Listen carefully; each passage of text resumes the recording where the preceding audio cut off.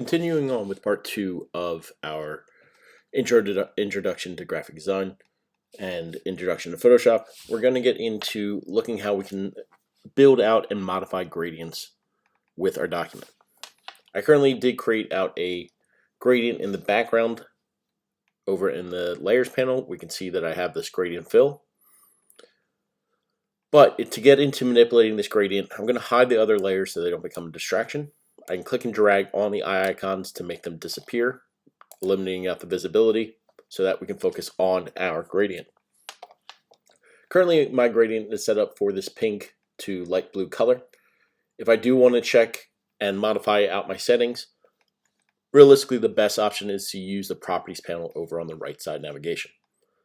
This will allow me to get into modifying the opacity or getting into adding in more colors to the gradient, as well as we could use the top navigation where we can choose along different presets.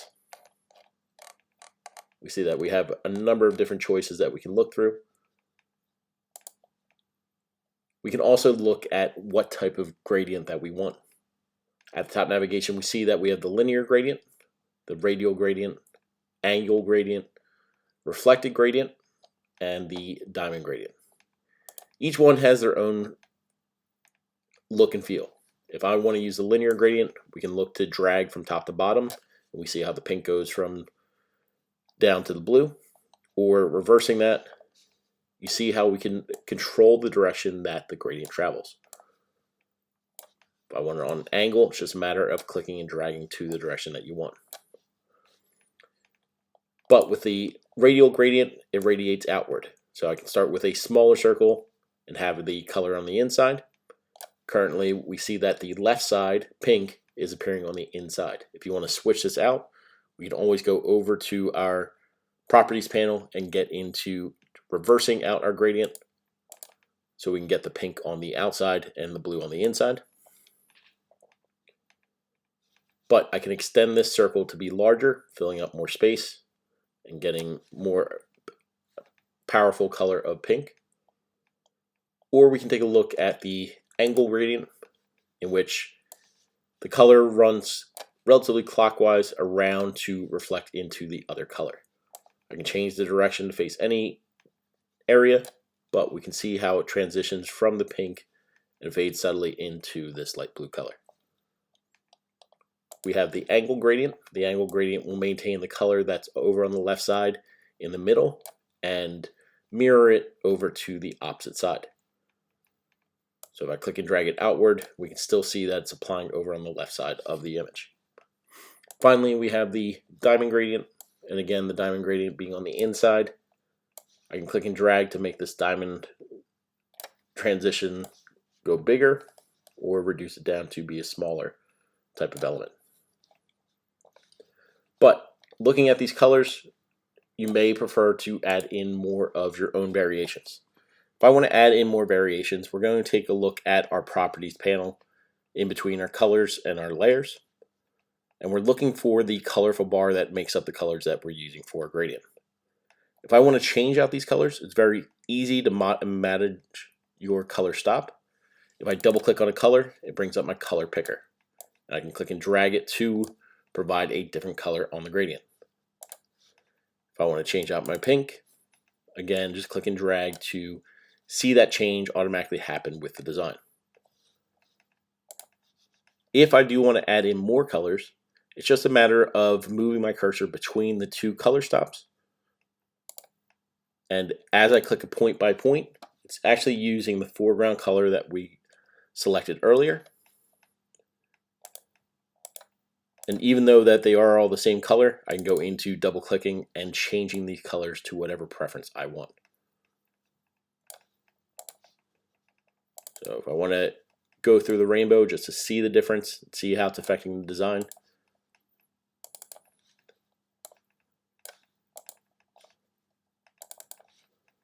I'll take my time to choose out the colors.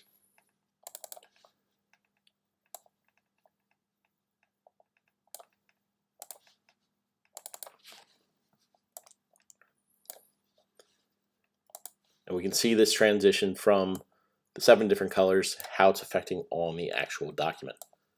Again, I can expand this document out to reflect over the entire area or stretch it down so it's a minimal element. Just depends on what you're trying to create with your design. If I do want it more subtle, sometimes it can be a little bit overwhelming. If I want to remove a color stop at any time, all I have to do is click and drag the color I don't want anymore, just downward, and it eliminates from that color gradient. I can also select on one and simply hit the backspace or trash can icon to eliminate that color from the gradient.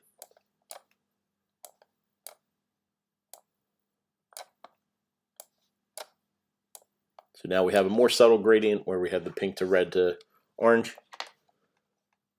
And with this, I can get into modifying to choose out what color looks best or change the direction to work for my design overall. Once we have our gradient set for our background, we're going to look to pull up our circle shape. Over in the layers panel, I'm going to select on the circle.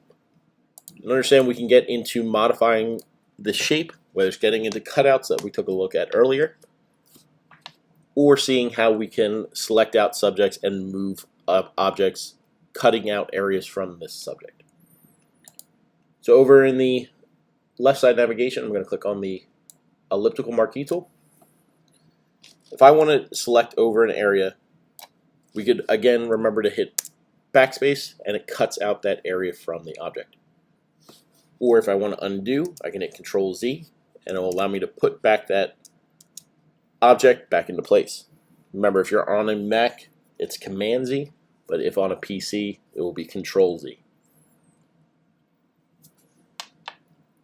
But when I have this selection around the area, I don't just have to simply delete. If I decide that I want to maintain this yellow circle, I can actually go over to my Move tool on the left side navigation, and I can click and drag this object away from the main subject. And now we have what looks like Pac-Man.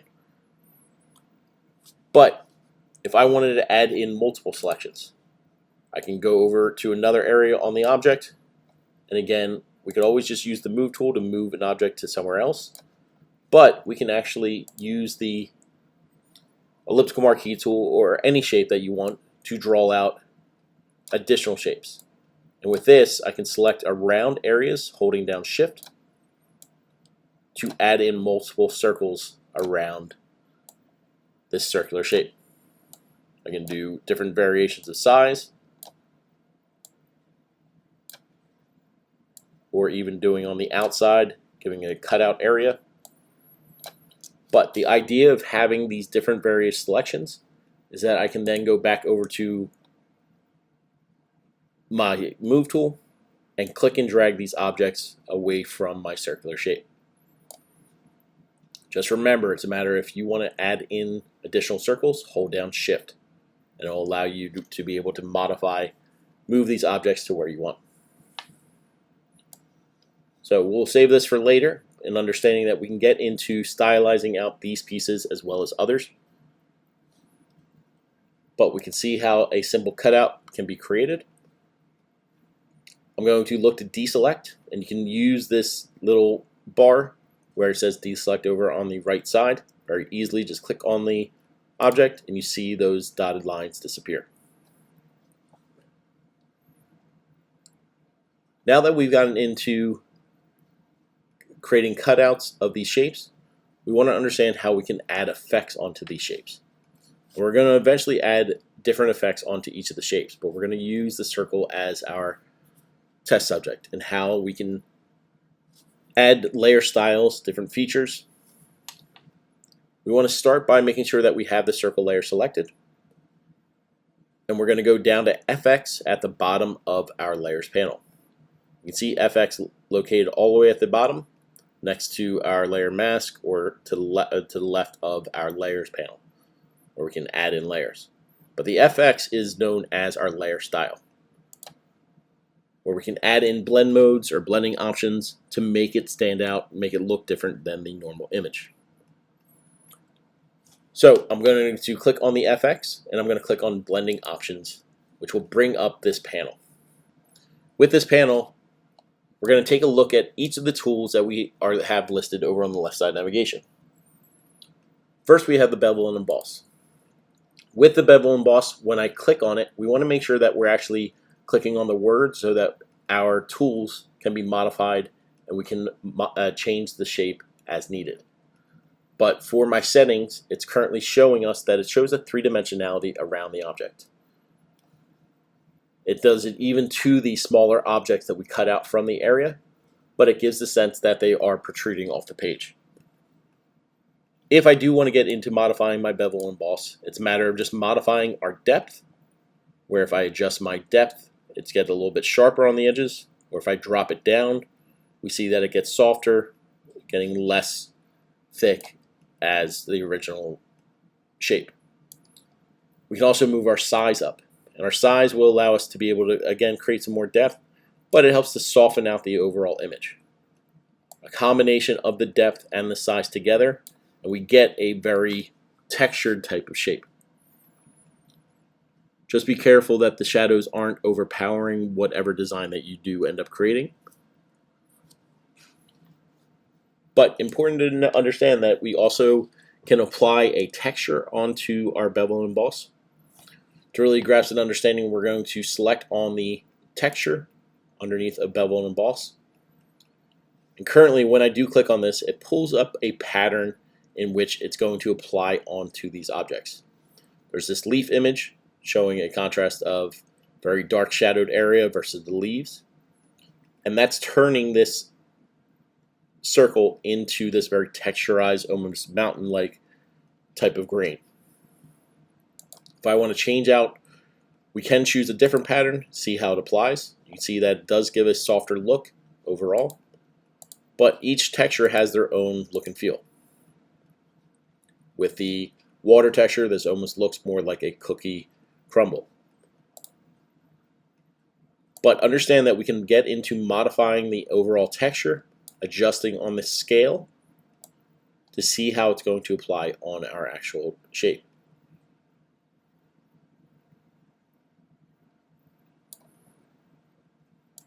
With the depth itself, we can play with creating more texture, giving the sense that it goes deeper into the object, or reduce it down so that we're not necessarily seeing so much.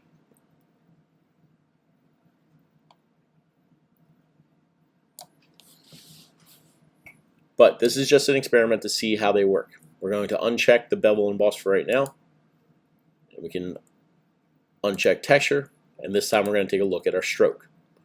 With my stroke, I currently have a blue stroke around the outside of the object. We can control the position going from outside the object or inside or even center. Ideally, the outside gives us the best look and feel. If I switch over to the inside, when I move this up, it's going to overtake the inside of a number of these shapes. Having the stroke on the outside permits us to be able to add some thickness, separating it from the background, but maintain the overall shape and look of the objects that we have. So we can adjust the size at any point, whether you just want a little stroke around the outside, or we can get into changing the color. Changing the color is a matter of clicking on the sample color, and then you can choose out a stroke color that works best for your design. If I wanted to stand this out and make this stand out a little bit more, I could go more to black, and we see how this black stroke helps to make this yellow pop off the background. I'm going to hit cancel for now, and again we're just going to undo the stroke. Now we're going to go inner shadow. With inner shadow, this is giving the sense that we can create a protrusion off the page, that we have a cutout inside of this gradient paper. To really understand this, I'm going to move my distance up, and you can see that as I move the distance up, it creates a separation from the objects that are cutting out, or given the appearance of cutting out from the gradient paper. We can also modify the size, giving a softer blur, or reduce the size to give a sharper blur, or sharper edge around the shadows. But again, I would like a little bit of softness around those areas to give the sense that it's floating above it.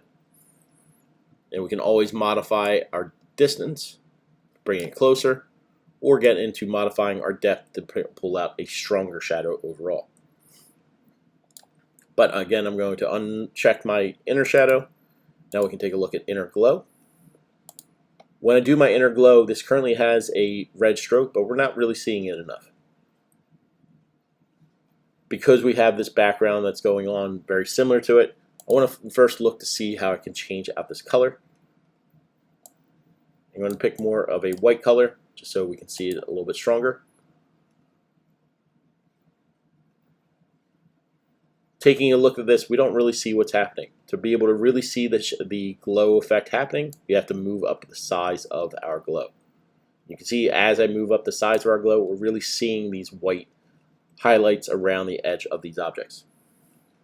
If we want to try a different color, you can see how it's applying on top of this yellow circle and the different cutouts. But this reason why we're seeing this little dotted pixelated area is because we currently have our noise up.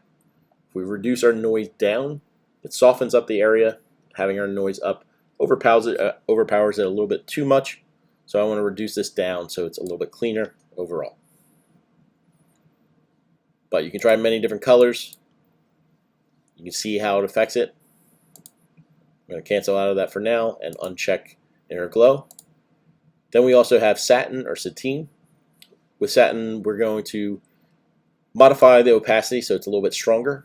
But you have to be careful in understanding that the size does matter. If I reduce the size down, you get this very sharp edge. It creates a very interesting pattern or variation of design within inside of the shadow.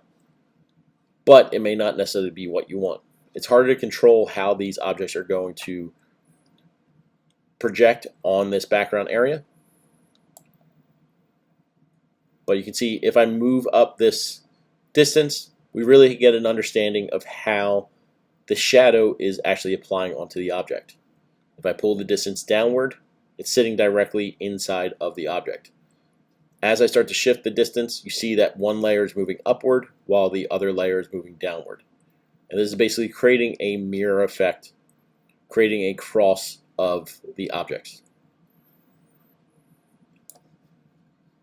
But again, if I adjust down or adjust up the size, you get this softer variation and it creates a different look and feel to these objects. But the satin can be very complicated. Just be fair warned that it may not necessarily come out as you wanted.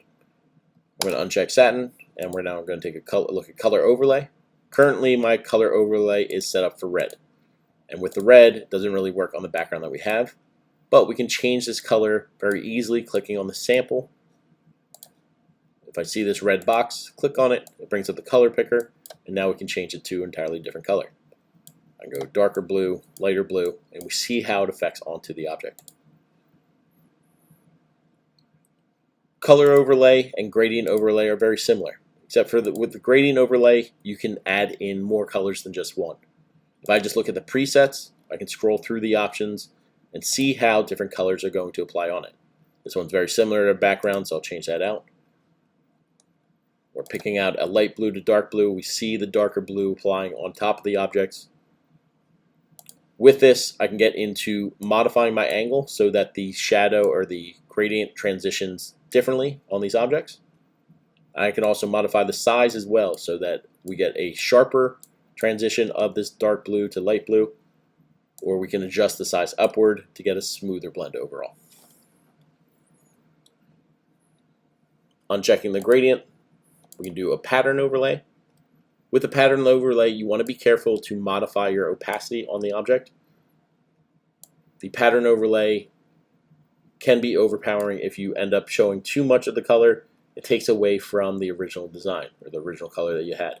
You can control this by reducing down the opacity and creating a blend between the two. You can also look to modify the scale. If I adjust the scale up, we get a different pattern than we do when it's zoomed out. But we can adjust down and see how it's going to make this piece a little bit more unique. There are other patterns that we can take a look at, and later on we'll get into talking about how to add in your own patterns. But just understanding the basics, you have many different options to choose from. Just a matter of modifying your scale and modifying your opacity to see how it works for you.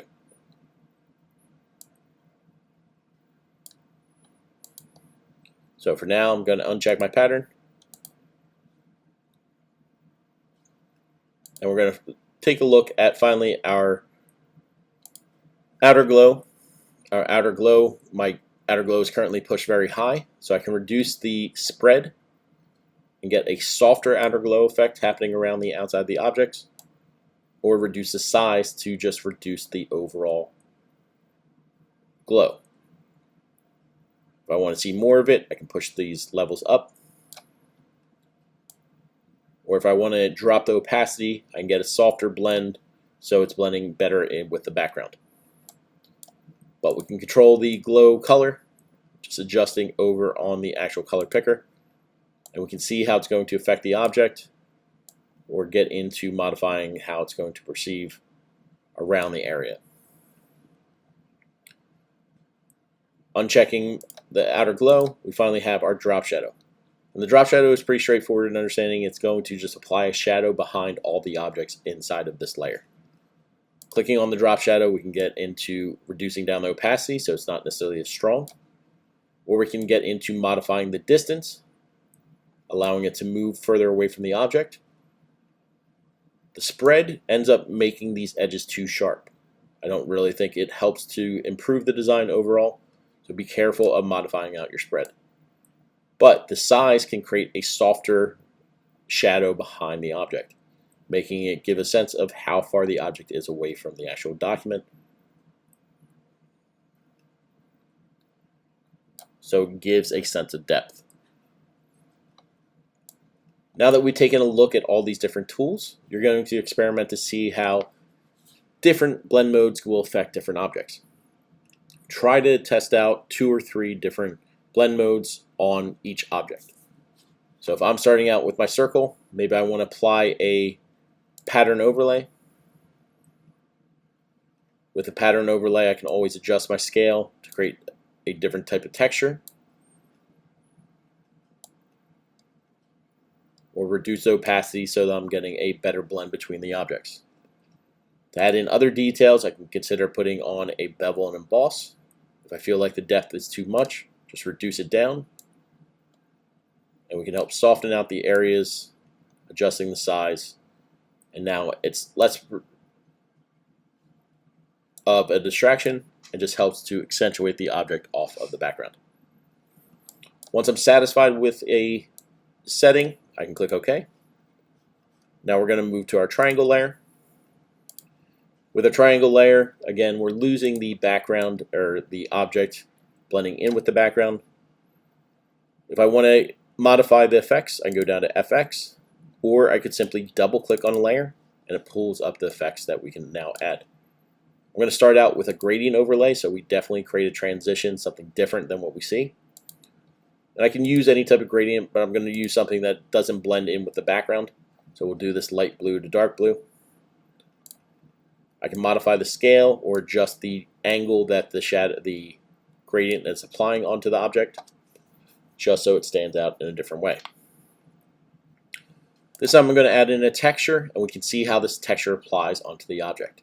Creates this very rough, rocky type of texture on the object, making it very unique and separate and different from the circle that we had. Again, if I wanted to apply a drop shadow, I can always adjust the distance or adjust the object so that it's creating some type of difference between the original object. So I can click OK. Now to the rectangle. The rectangle is blue, so I do want to create a difference than the triangle that we had. So again, I can double click on the rectangle. I'll do a color overlay or take a look at the gradient overlay. This time we'll try out some more green color. And if I'm not satisfied with the color overall, I can click on the sample of the gradient and now modify the gradient in the color picker. So I do more of a green and blue and click OK.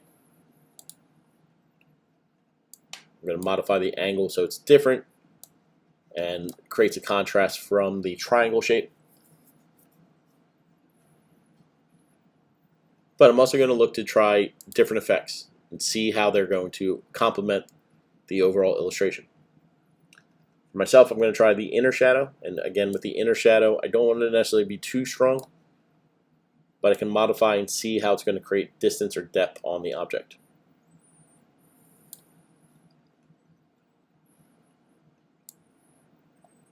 I can do a sharper edge or soften it up, modifying the size. I don't necessarily like the stroke overall, but if I do want to do an effect, maybe I change out the color of the stroke, do more of an orange color, just so it connects to the background a little bit better. And I can click OK. Though it's starting to overlap, I may want to get into rearranging out the layers. Because we have this cutout of the square, I'm going to likely move my square underneath of both my circle and my triangle. I can always adjust the location of this, just shift it down into the location that I want.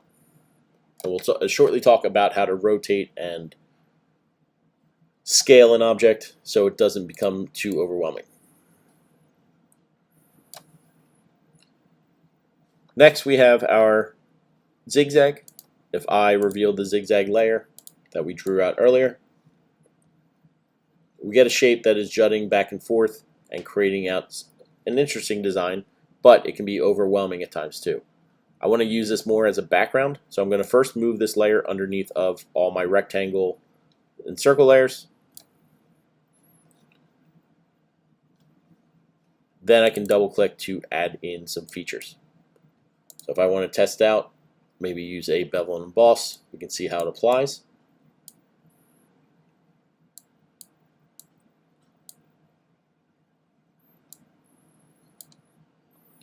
And make sure to experiment and try different things. If it doesn't work out, you can always just simply uncheck and move on to a different effect. I'll try a pattern overlay.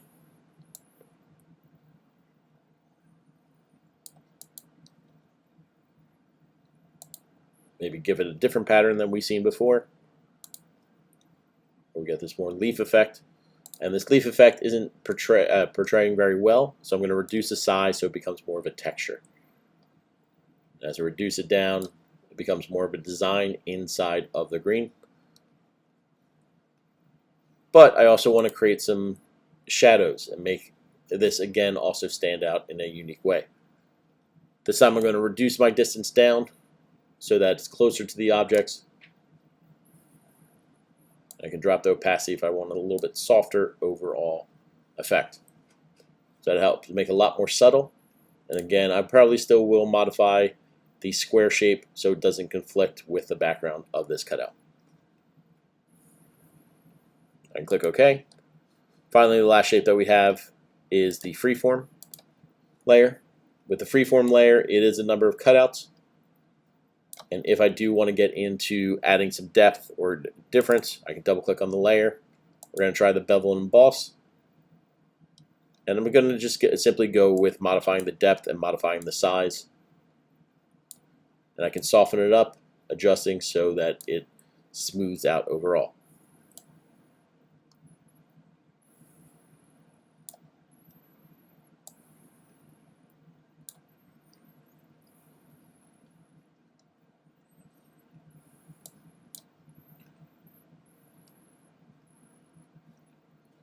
If I want to create a little bit more difference, maybe I try a gradient.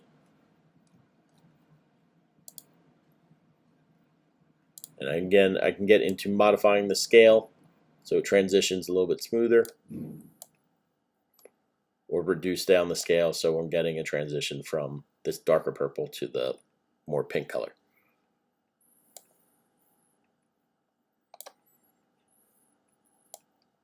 But I just want to make sure it doesn't conflict with the background or the pink that we have over in the background. And again, if I do want to change out the color, try something different. Maybe I can eliminate out this pink and try out a blue. Or if I want to create out multiple colors, I can always add in the color stop and try something different.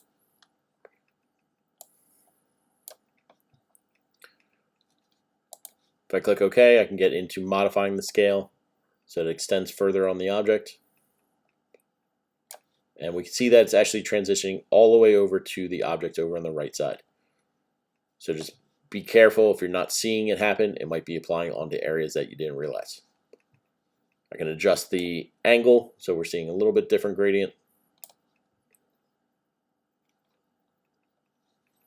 But now that we started to really create some separations in with different objects, we can start to look to modify the layout so it becomes a little bit more organized. If I want to reduce a object's size, I can look to hit Control T. Control T is our transform tool. If I wanted to go to the long form of finding it, I go up to Edit and then down to Free Transform. You'll see that it has a Command T or Control T if you're on a PC. But with the Command T, I can get into moving my cursor to a corner or to a top, middle, left, right. Any of these white arrows or sections, we can look to scale down an object, reducing the size so it fits better into the space. So if you want to scale, just move your cursor on top of one of the white squares. If we want to get into rotating, it's a matter of moving your cursor past the outside or past the corner and more to the outside. And then I can click and rotate it to a different angle, a different perspective to fit better to the overall work that I'm trying to create.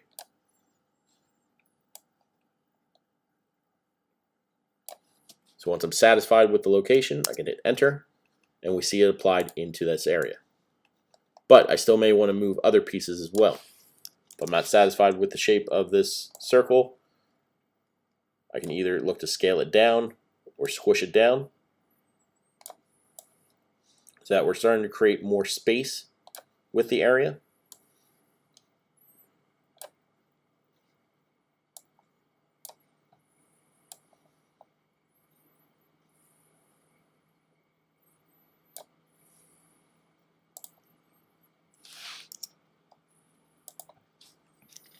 With the triangle, I'm going to get into rotating a little bit more.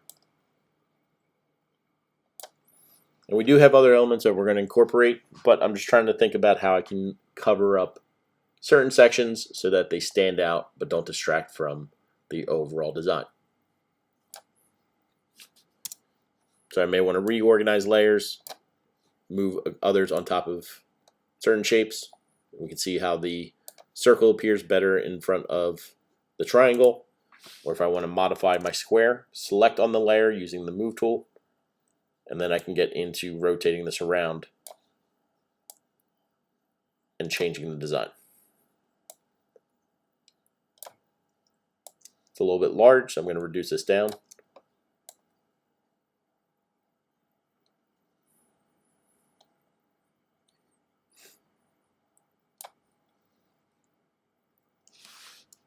Once I'm satisfied with the location, I can hit enter.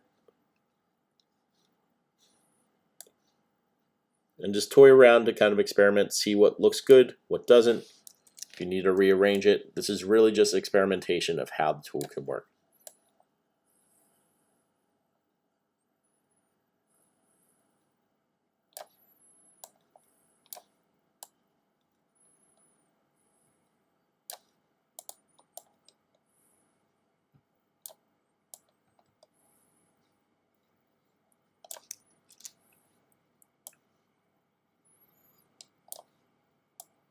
I may not like portions of this, what looks like a cookie crumble. So I can always put some pieces outside of the area so that they're not distracting from the rest of the entire scene or composition.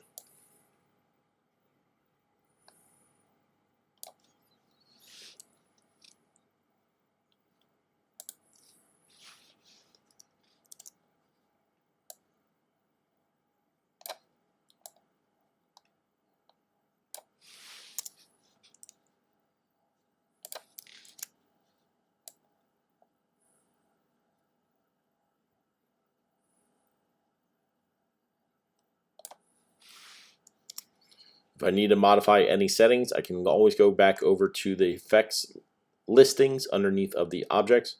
If I don't like the inner shadow, I can double click on the inner shadow and then simply just modify this shadow so it sits better with the objects.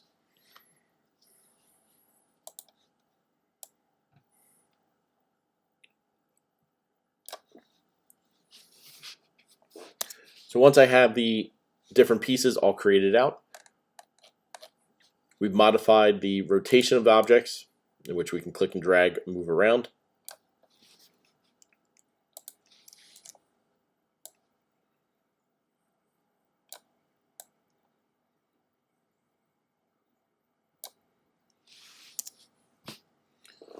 But if I want to create some more elements on this design, we're going to look to see how we can import a picture. To import a picture, you can download the kids reading picture on the Introduction to Photoshop, the beginning assignment on Canvas. And then once you download it, we're going to go up to File, down to Place Embedded, and go over to my Downloads folder and choose the kids reading image and hit Place.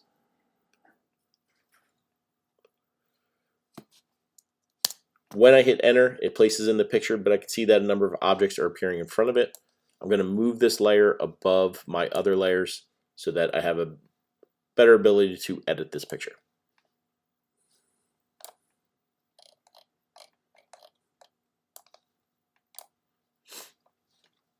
So if I want to get into editing this picture, we first have to look at the layer over in the Layers panel. Currently in the thumbnail, we see a Smart Object thumbnail. This means that we can't get into editing the image. If I were to try cutting out an area, it would not permit me. So we have to rasterize this layer. To rasterize the layer, I'm going to right click on the layer and click on Rasterize Layer. When I hit rasterize, that icon is going to disappear. This gives us the ability to now start editing the picture. And just for some basic elements, we're going to use the tools that we previously used. With the elliptical marquee tool, the circular tool, I'm going to draw out an oval shape around the girl reading a book. Then I can hold down Shift and draw out another oval shape around the boy reading a book. Once I have these areas selected, what I actually want to do is invert my selection. If I were to hit backspace right now, it actually cuts out the area of the actual main subjects. I don't want that. So instead, what we're going to do is on this bar, we can choose out our second option, invert selection. Or if you wanted to, you could always go up to select at the top navigation and click inverse. Or you could hit Shift Control I. But understand there are many different ways of doing one thing. I'm going to just use this bar and invert the selection, and we can see that when I click invert, it now shows the ants marching, or this dotted line appearing around the outside of the object. Because we've inverted the selection, now when I hit backspace, it cuts out the areas outside of our selected subjects, and I can deselect clicking on the bottom button or hitting Control or Command D. But we're trying to give the sense that these are little highlights within this very 80s retro design. To make this stand out a little bit better, I'm going to add in two effects. To add in two effects, we're going to go down to FX, and we're going to first look to add a stroke. Adding a stroke, we can pick out whatever color we think works best for the design. I'm going to try yellow, see how it looks. Just makes it pop out a little bit. And I'm going to push the size so it stands out. We're also going to add in a drop shadow so it definitely stands out from the other objects. I can move the distance so it shows more shadow, but I'm going to move the opacity as well so it's a stronger shadow.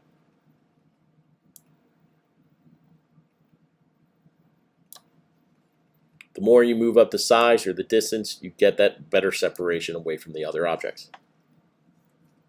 But when I'm satisfied with those two objects being manipulated, I can click OK. Now if you want to change the arrangement or move the location of these two people, I can go over to the left side navigation and choose on the rectangle marquee tool. The reason why we would use the rectangle marquee tool, if I use the move tool and simply click and drag, it's moving both of the objects. But if I look to draw out a box around just one of them and then use the move tool, it will permit me to move just the boy by himself, and then I can feature the girl up in a different area. If I wanted to draw around the girl, I could use the lasso tool, drawing all the way around the shape, back to where I started, or I could click with the polygonal lasso tool, clicking point by point to draw around her. Once I've drawn around her, then I can use the move tool to adjust her into the location I want. So if I decide that I want her running off the page, I could do that. Or if I want to put her off to the other side, seeing how the layout works is just a matter of figuring out what the best design option is. So for myself, I'm going to feature her over on the top right, and I'm going to move the boy picture up to the more to the left. So again, drawing around the area, I can click and drag it and move it off to the left side here. If I don't like how it's overlapping or intersecting with the circle behind it, I can move the circle later on, just click on that layer, and then click and drag that layer to somewhere else.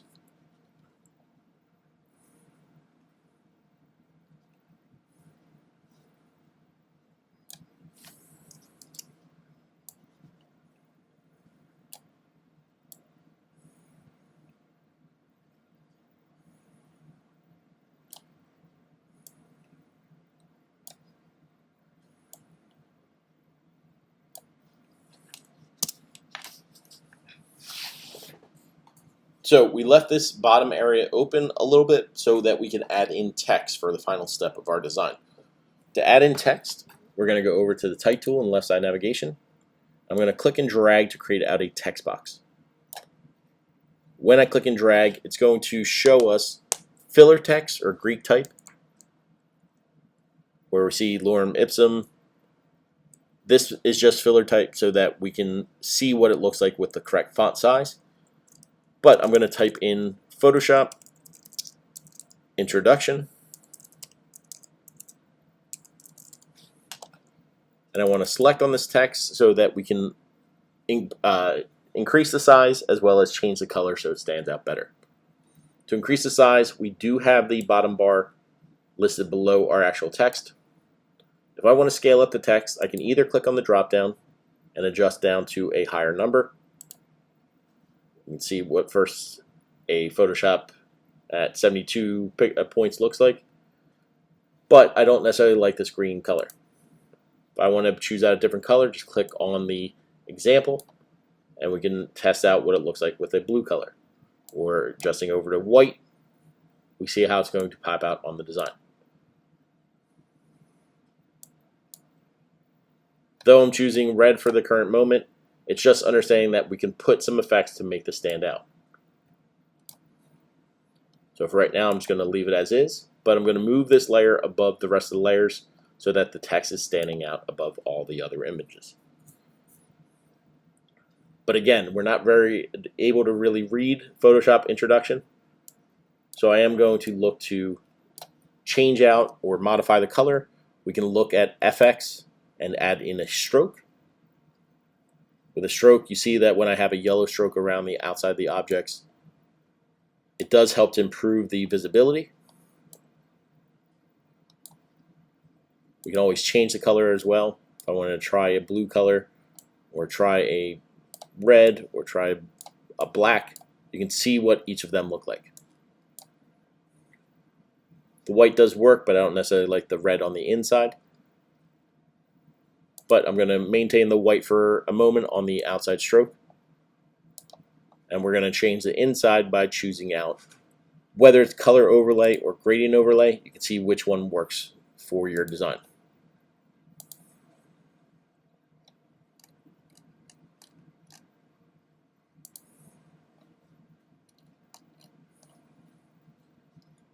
But you have to be patient and test out different features.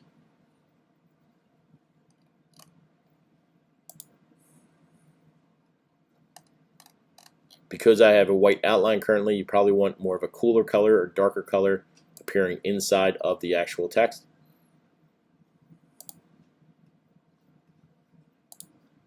If If I was looking at this color, I may want to adjust on my scale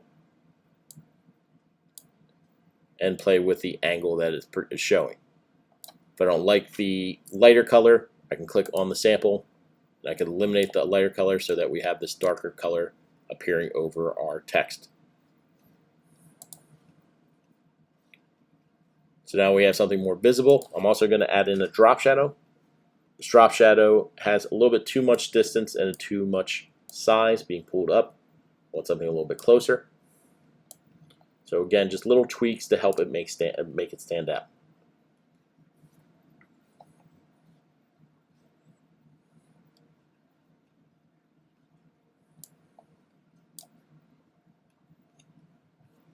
Again, at any time, if you feel like you want to switch a color, see how it looks, that is up to you. But for right now, I'm going to keep it as is, and I'm going to look to move the text a little bit down so it fits better to the space. If I do want to scale it up, I could always hit Control T. So we're getting it a little bit more visible overall. And we're still able to read it, but it is a little bit difficult to see. If I want to add in any other feature, I may want to consider adding in a specific gradient that kind of covers up or hides the design happening behind it. This will help kind of protect your overall image. So I'm going to create a new layer that sits underneath of my text, but it's going to sit over all the rest of the pieces. With this gradient, though we're seeing it cover up everything, if I go over to my opacity that's over located in the properties panel, I could help make things more subtle inside of the actual design.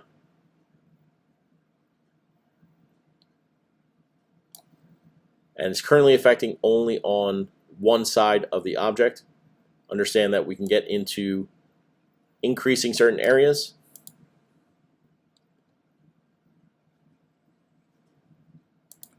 So along this opacity, I can either modify specific areas or I can modify the entire gradient, dropping down the opacity in the other sections. But looking at it, I like having the pictures of the children stand out, so I'm going to move them above everything. And now we have the Photoshop introduction standing out, as well as the two children. If you don't like something, you can kind of experiment to see, does it look better with or without it? Just hiding the layer, hiding the visibility. For the gradient that I currently have, I don't like this color that's selected, so I'm going to try a darker variation. This black will give more of a shadow effect over top of the objects.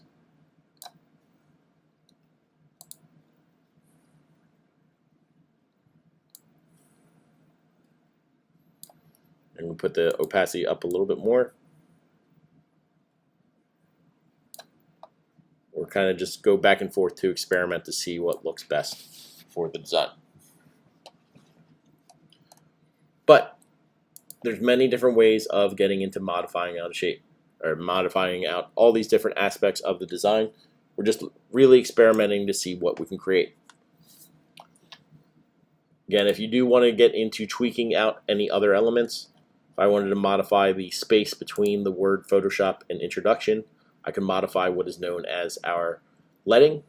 Our leading is located within our character panel, or we can see it listed over on the properties panel, and we see set leading where the A is stacked on top of the A. And if I click and drag the leading to the left, it will reduce the space between the word Photoshop and introduction. If I want to do any other elements, maybe I will consider modifying the stroke color on my text, maybe match it to the stroke color that's currently set on our two subjects, so it matches better. And click OK. And now I don't like the gradient overlay. And it's just going back and forth until you really see and are satisfied with the overall design.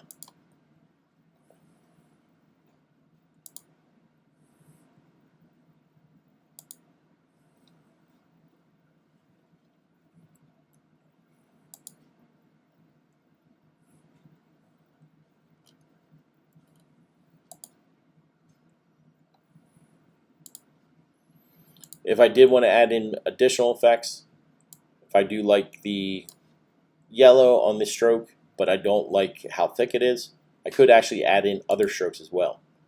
And with another stroke, I could maintain the yellow on the bottom stroke and maybe change this top stroke to a white color. So that the white, I can reduce the size of this, and then we get a white in between the yellow and the blue on the text. So that it still picks up elements connecting to our subjects, but still stands out for the overall design. But this is all about experimentation. I hope you can take away a better understanding of the basic tools of Photoshop, and I hope you enjoyed the tutorial. Have a great day.